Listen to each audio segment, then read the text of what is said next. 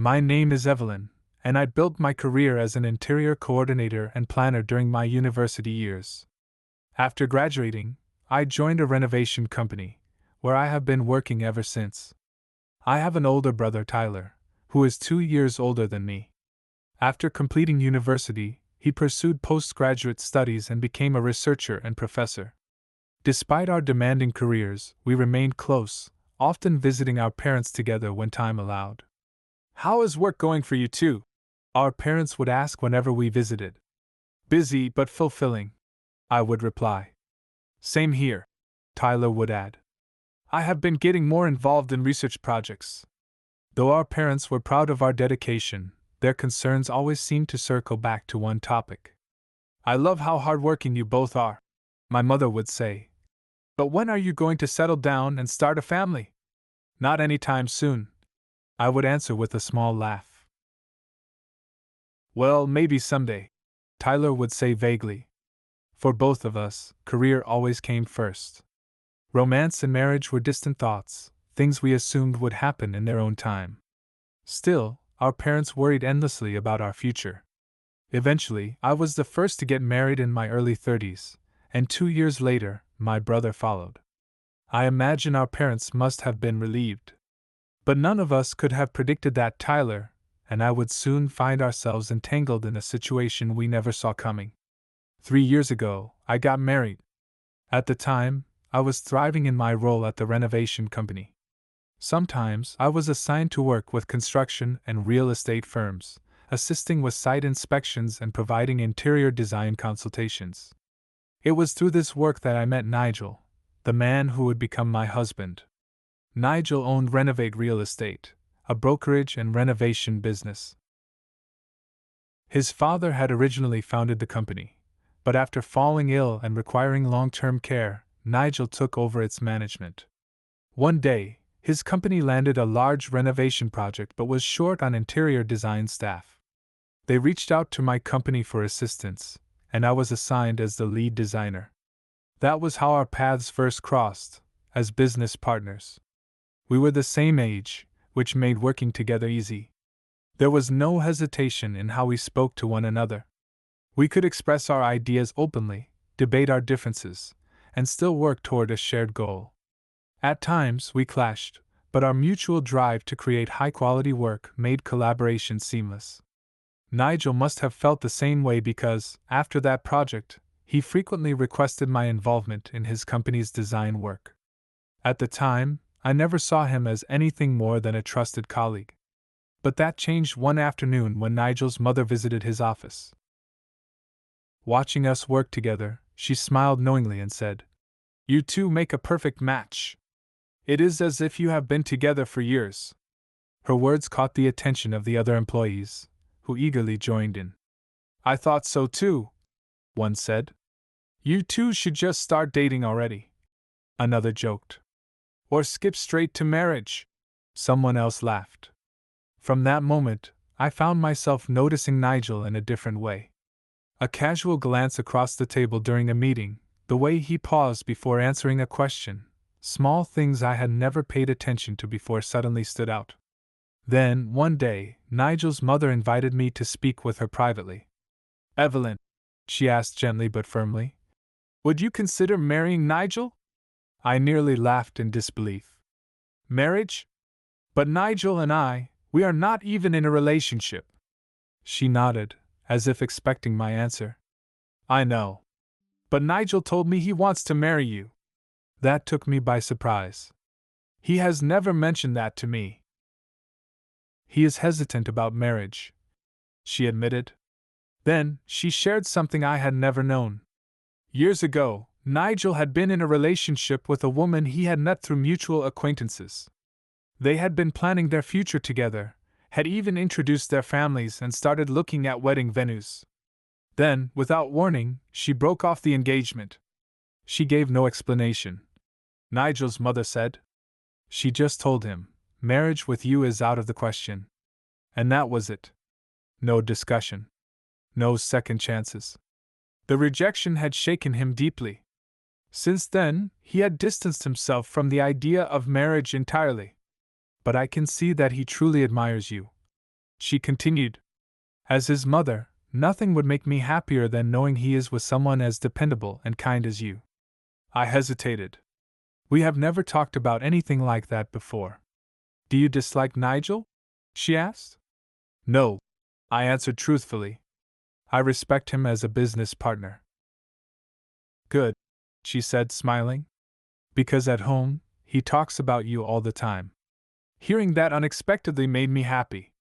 If nothing else, she urged, at least consider dating him with marriage in mind. I gave it serious thought and eventually agreed to approach the idea with an open mind. A few months later, Nigel proposed. Looking back, I realize I was half pushed into the decision, but without his mother's encouragement, we might never have ended up together. Nigel and I made a promise from the start: work and personal life would remain separate. We never allowed our marriage to interfere with our jobs, and that balance helped us transition smoothly into life as husband and wife. Both our careers were thriving, and from the outside, everything seemed perfect. But soon I would realize that even the strongest foundations can be shaken by what lies beneath.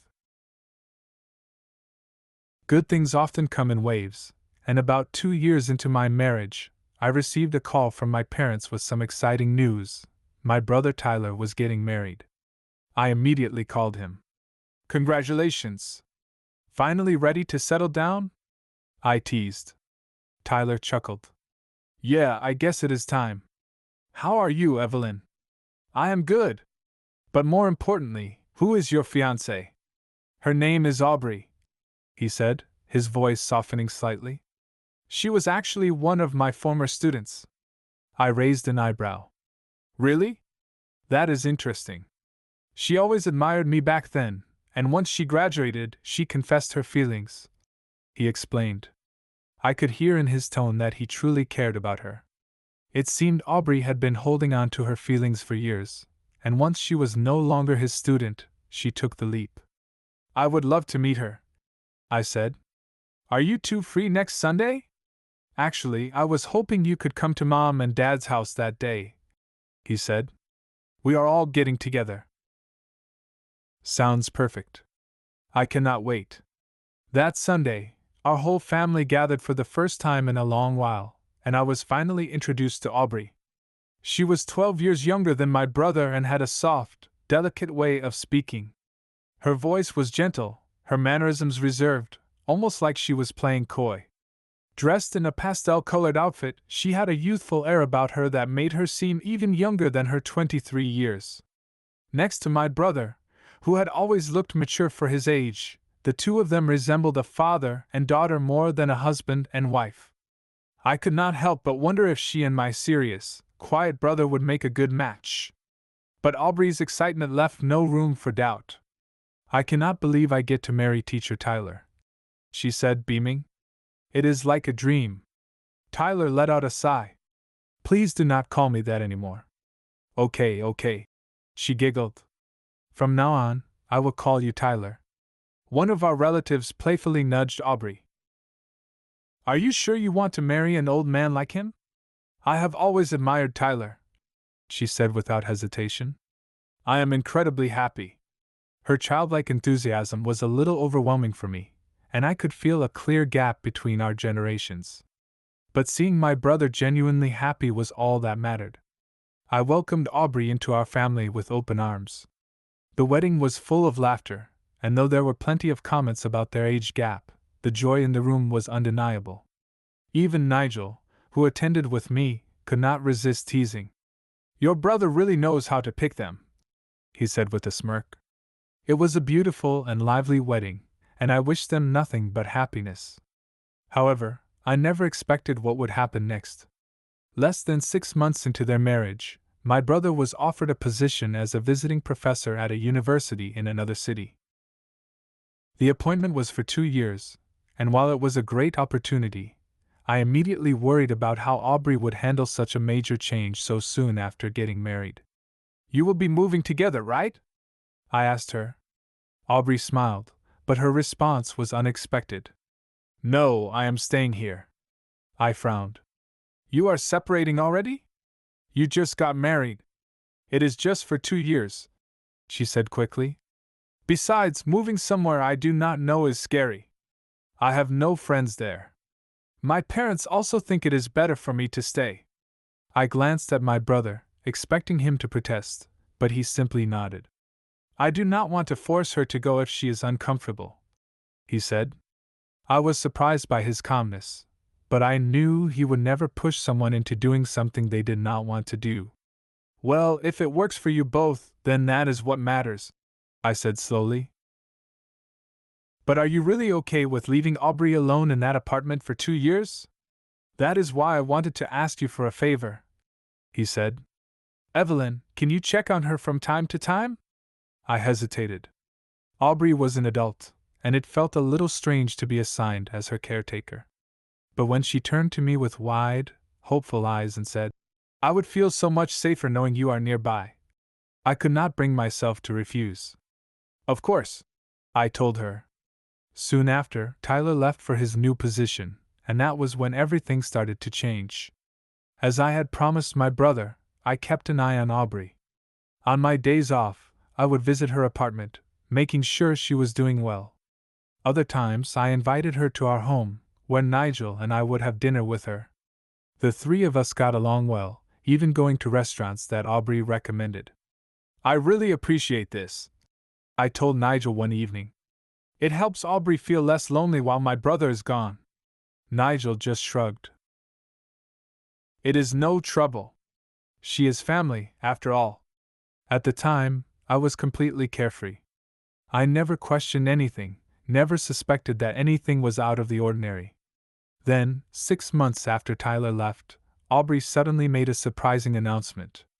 I think it is time for me to stand on my own, she said one evening. You do not have to keep checking in on me anymore. I blinked. Are you sure? It is really no trouble. I am sure, she insisted. You have already done so much for me. I do not want to take up your time anymore. There was something about the way she spoke that felt different, more mature, more determined. If that is what you want, I said. But if anything comes up, do not hesitate to call me. Of course. Thank you for everything, she said with a small smile. It was the first time I had seen her actively take charge of something in her life. Until then, I had thought of her as childish and dependent, but now she was trying to find her own way. I stepped back, assuming she was finally settling into independence. What I did not realize was that, in the background, something was happening that would turn my world upside down.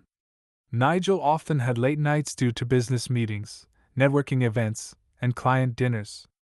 Because of our busy schedules, we had not had much time to sit and talk recently. Then, one evening, Nigel came home early. His face was tense, his expression serious. I need to talk to you, he said. I looked at him, confused. That is unusual. What is it? He hesitated for a moment, then exhaled and looked me straight in the eye. Evelyn, I am really sorry. But I need you to break up with me. My heart stopped. For a moment, I thought I had misheard him. What? What kind of joke is this? My voice trembled as I stared at Nigel. But his expression remained serious. I am not joking. It took me a moment to process what he was saying. A divorce?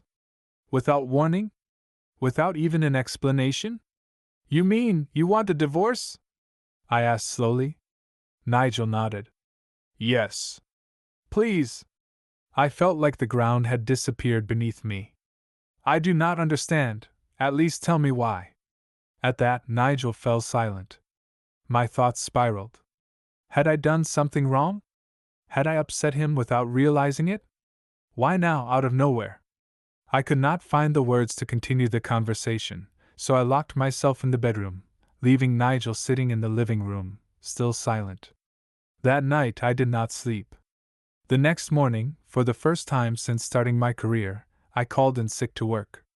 I kept hoping that maybe it was just a cruel joke, that he would come home and say it was all a misunderstanding. But Nigel never came home.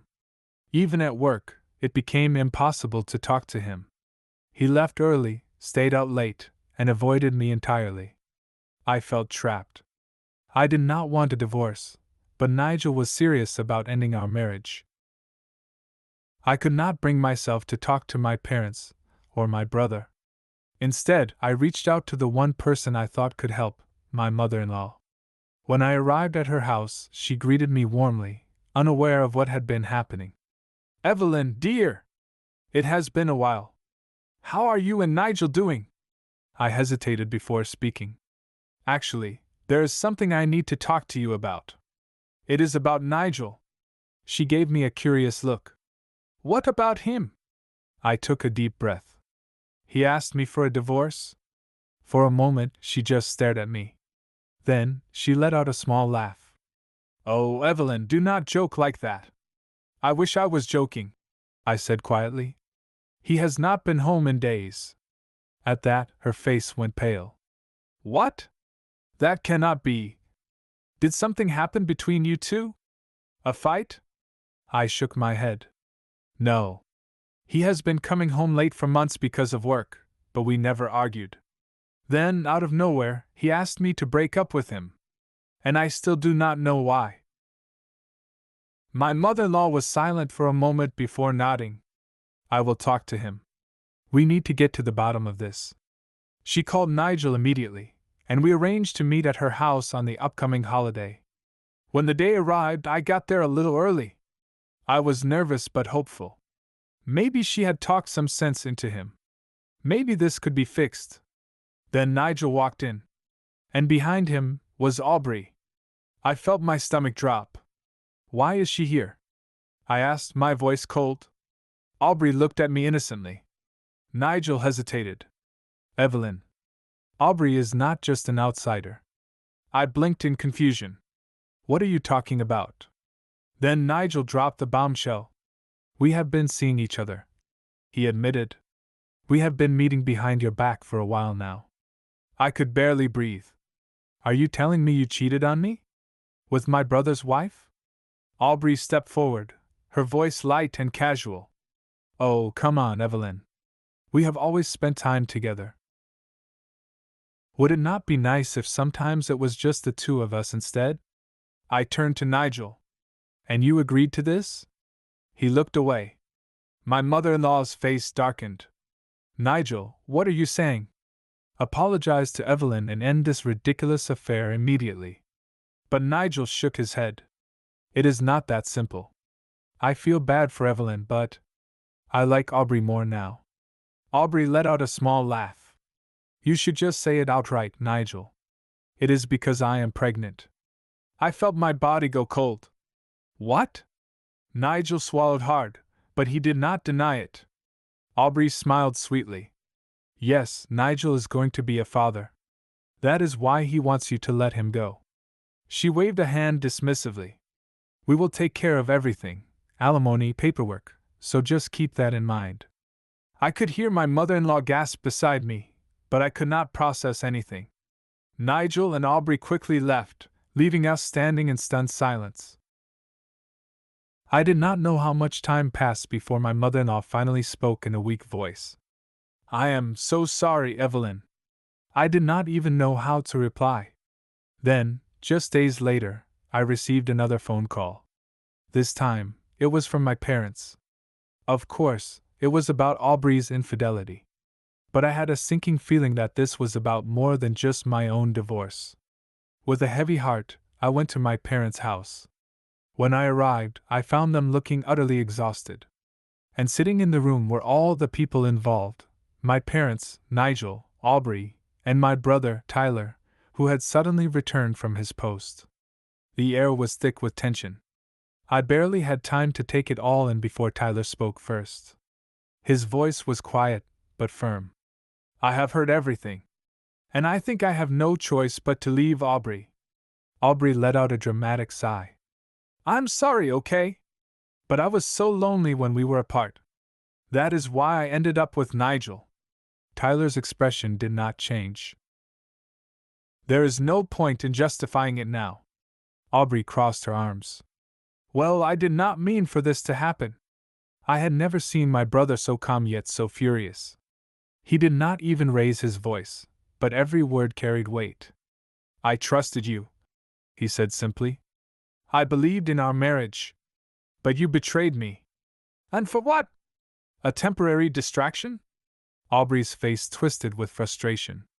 Oh, stop acting so righteous. You were never around. I was stuck here, waiting for you while you put your career first.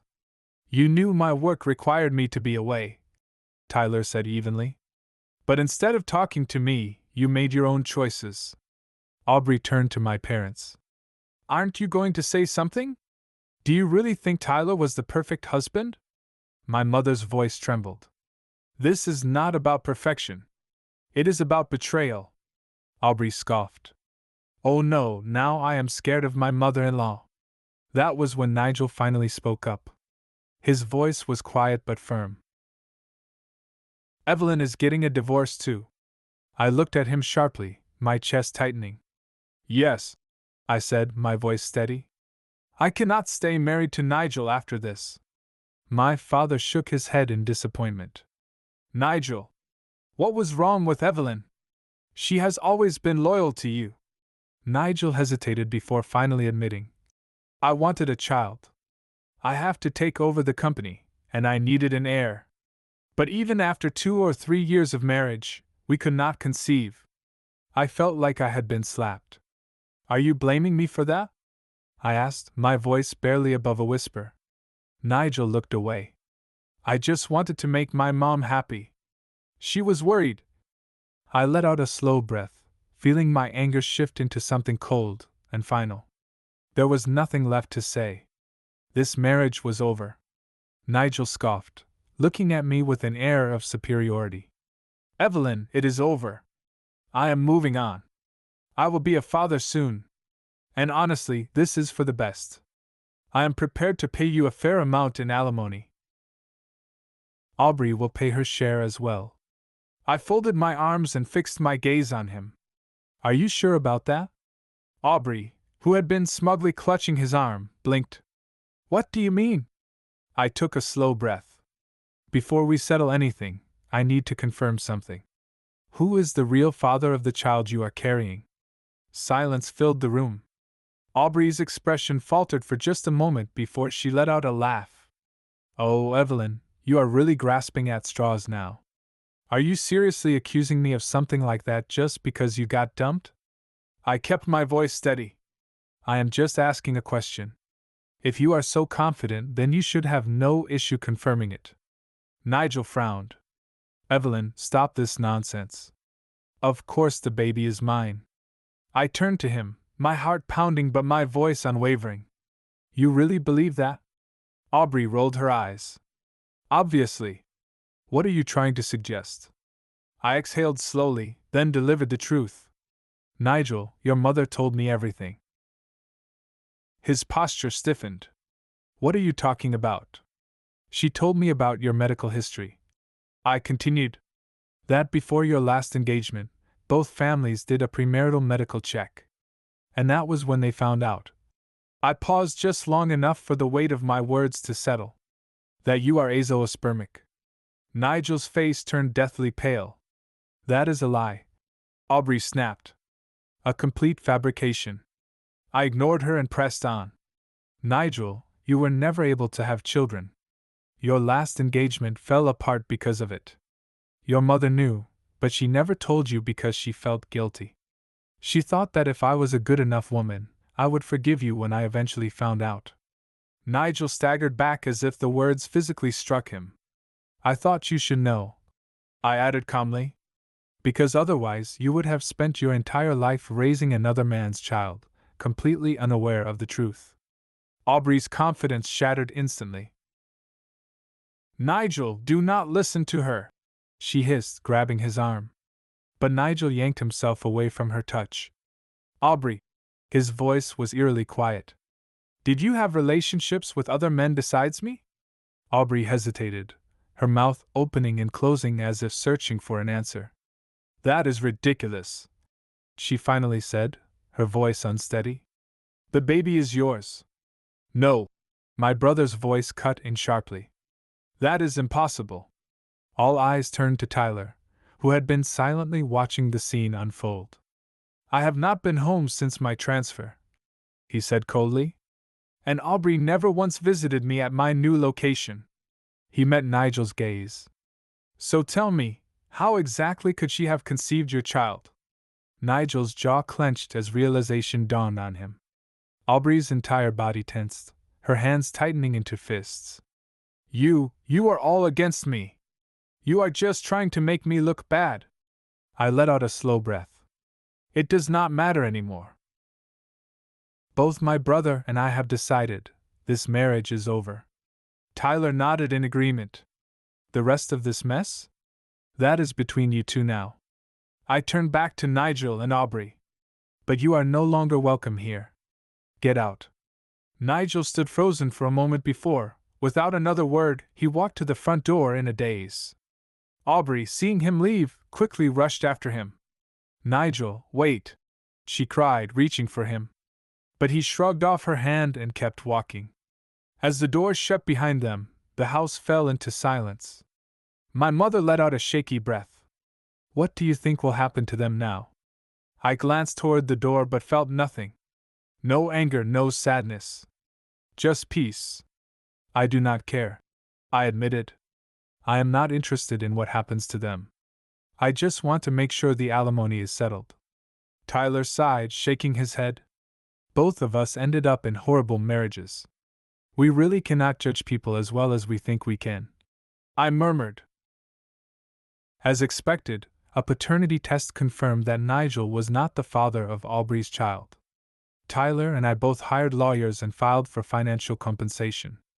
Aubrey was forced to vacate the apartment my brother had been paying for, and since she had no income of her own, she could not afford the alimony she owed. Nigel, on the other hand, found himself buried in debt. Since Aubrey could not pay, he was forced to cover the alimony for both of them. The last I heard, he was working non-stop, trying to support his unfaithful partner and her child, one that did not even belong to him. That was just a rumor I picked up from a business partner, and honestly, I had no interest in confirming it.